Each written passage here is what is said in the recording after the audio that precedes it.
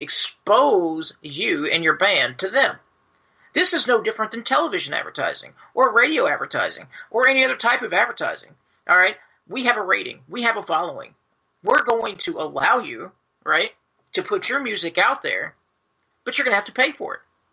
All right? So, now, do they get the opportunity to sell their merchandise? Of course they do. Do they get the opportunity to expose themselves to many, many different fans that may have never heard of them? Absolutely. Maybe one day will they be that King Diamond or that Dream Theater? Perhaps. All right? But those bands, like a King Diamond, and I'm just using them generically because they were in the article, they have to find a way to make anywhere close to the same money that they used to make in order to support their tour and any future albums. Okay, so let me rebut, Your Honor, if I could also refer back to some comments made by the previous person. I'd like to say this. So the revenue's dried up for the King Diamonds and the other bands of the world. They're not making the money they used to make. Boo freaking who. How about the bands that never made it in the first damn place, and you're expecting them to be able to pony up the money to do so? Item one. Item two, how many bands nowadays don't have a label in the first place? Now, it'd be one thing to say, hey, our label can give us an advance on our record deal and help pay for us to get on the King Diamond tour. Okay, but normally in today's day and age, by the way, which you just referenced, because they're not making the money they used to. Why aren't they making the money they used to? Because people aren't buying as many albums. So how many people are signing bands, let alone how many people are deciding to just self-finance it and do it themselves? So they don't have a label to support throwing some money their way. So unless they're going to do a Kickstarter or a Bandcamp type of campaign in which they're hoping to, be able to, I shouldn't say Bandcamp for a tour, but I guess they could do a Kickstarter or a GoFundMe or something along those lines to give us enough money so that we can pay this dumbass to take us on tour fund. I guess maybe that's a possibility, but the way I look at it, on top of that, you're saying, oh, this gives us the opportunity to show and be able to be showcased in front of our audience. We're letting you have the privilege to do so. It sounds like a really, really shitty radio advertiser is like, our radio station reaches 8 million people, but no one listens to our shitty radio station in the first place. So potentially, a ton of people are listening, but you really don't know if they are. And there's no way to know if they are. And on top of that, are you going to guarantee that everybody who bought a ticket to come see King Diamond is going to be there when I'm on stage in the first place? No, they may not. They may show up 10 minutes before the show. But yeah, thanks. Here's another $1,000 coming your way so I can play on the next night of the show or whatever it is that you're charging. I just think it's insane. I think it's absolutely nuts. Has the market changed? Absolutely. Are musicians making the kind of money they used to make? No, they're not. But to expect bands that never had it in the first place or don't now to all of a sudden pay for the privilege of being on your stage, so maybe, just maybe, they may sell a t-shirt or two to your fans who may or may not listen to my shit in the first place as a band. I just think it's uncalled for. I really, really do. If you have bands that are willing to do it, good for them. If I'm in a band or if I'm a label of a band, no way am I doing that. No way. Okay. And again, good points. Now, I'm going to rebut all of your points and again, destroy your arguments. First of all, the idea that, these guys never had the money to begin with, and okay, that's nothing about nothing. All right. The bands don't care about that. The labels don't care about that. And I don't care about that. All right. Those bands have developed a fan base, and that fan base is expensive in today's age. You and I just talked about this earlier, where you and I are doing this out of a labor of love. We're investing our own money in Facebook advertising and microphone upgrades and whatever it is we're doing because we love to do what we do. You can't do that necessarily when you're on the road as a band who has as many personnel as a King Diamond or a Guns N' Roses or whoever it may be. All right. These bands that are opening for them typically do mini tours. All right. They don't do the entire tour. They do like a 3, 5, or 7 night tour with the band in their little region of the world. So it gives them the opportunity to be exposed to those other people. And if they don't buy those t-shirts, if they don't buy those CDs or whatever it is, the hoodies, well, that's not my problem. All right. you got an opportunity to play your music in front of that crowd, just like radio stations used to charge. It was $5,000 a day, but this is back in the 80s.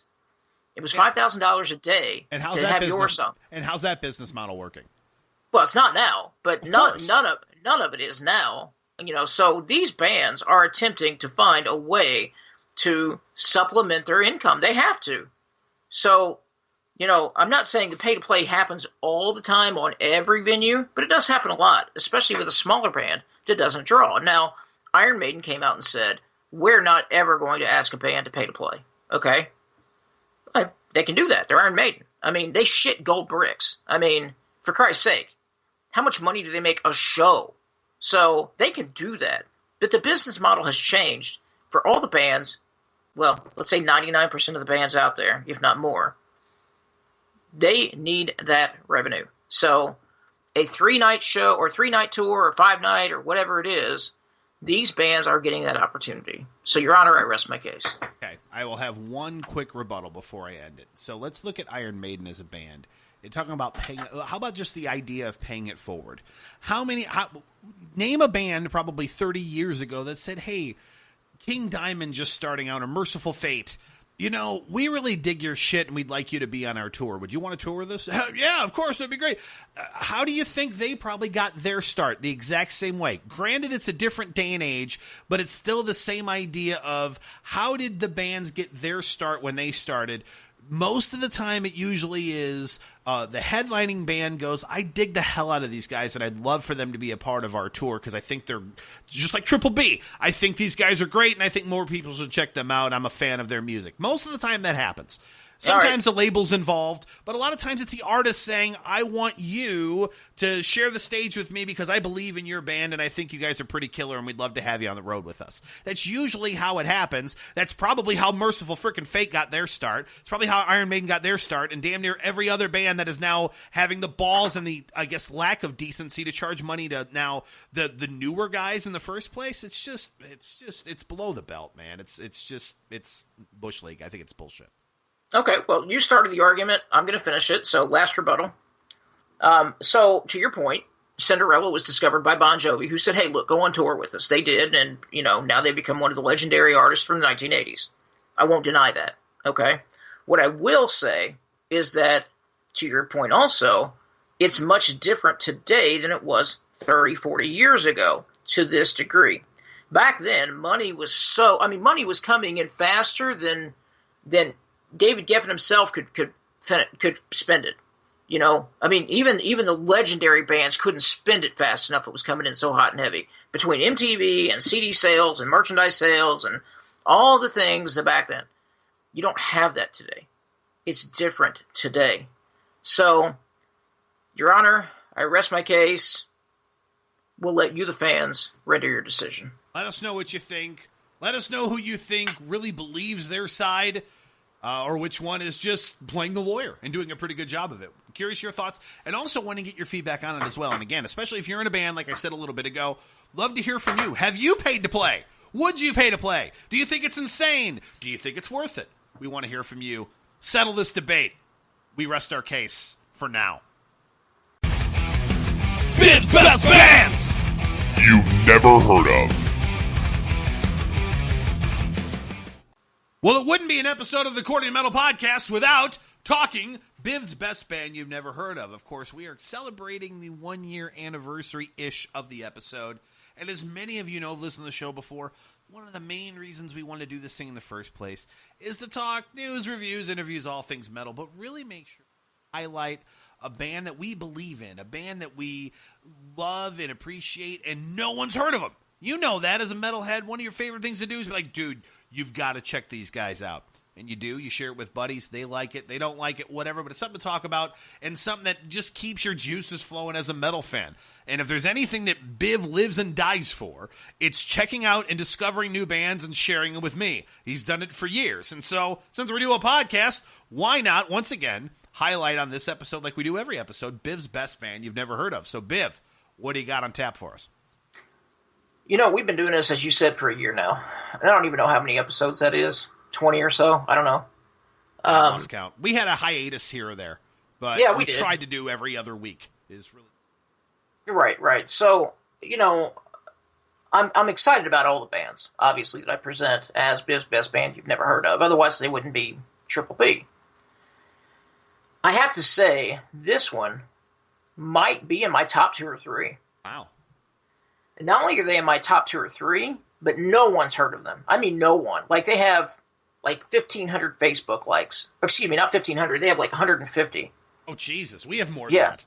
Right. We have way more than that. So, not that we're swimming in likes on Facebook, but... Which, by the way, if you want to go ahead and like us on Facebook, wink, wink, go ahead. Yeah, exactly. But, nice plug there, Biv. Good job. Right. Well, thank you. But this band out of Sweden, which I know you're all shocked that I pick a band out of Sweden. Let me see your shock face right now. In fact, you can send us pictures of it to facebook.com/accordingtometal. Go ahead. Let me see it. But nonetheless, this band, Mercury Rust, has blown me away. Now, don't ask me where I came across them, because I bookmark. I might read an article. I might see a review. I might just look at the lineup of various things coming out on metalarchives.com. Who knows? And then I go back and listen to them when I have time. Well, this was one of those, so I don't know where it came from. But Mercury Rust, dude, if you love Dio, and I know you do, well, any metalhead does. I mean, that was rhetorical. And if you don't, just, I don't know. Shut off the show. Right, shut off the show and go listen to Nickelback. But if you love Dio and Rainbow Dio, you are absolutely going to love Mercury Rust. I listened to their opening track, Silent Storm. And it's a little bit longer than I normally like to listen, have on the show, because normally we like about a 4 or 5 minute track, a single, if you will. And all the songs are very good. In fact, I had a conversation. I let Thomas know from the band, who is he's the guitarist and the keyboard player for the band. I let him know what was going on, that, hey, you guys are going to be Biv's Best Band, congratulations. And they haven't had any plugs from anybody yet. Nothing. No, absolutely nothing. But the CD just came out. Literally just came out. So I asked him, what should I play? And we had a conversation a little bit, and he agreed that Silent Storm might be the song that pulls people in, just because not only is it a song that I swear it takes you back to 1978 Rainbow, or early Dio, that not necessarily in the vocals, but in the music. So what we're going to play right now is called Silent Storm. It's a lead-off track from Mercury Rust. Check it out.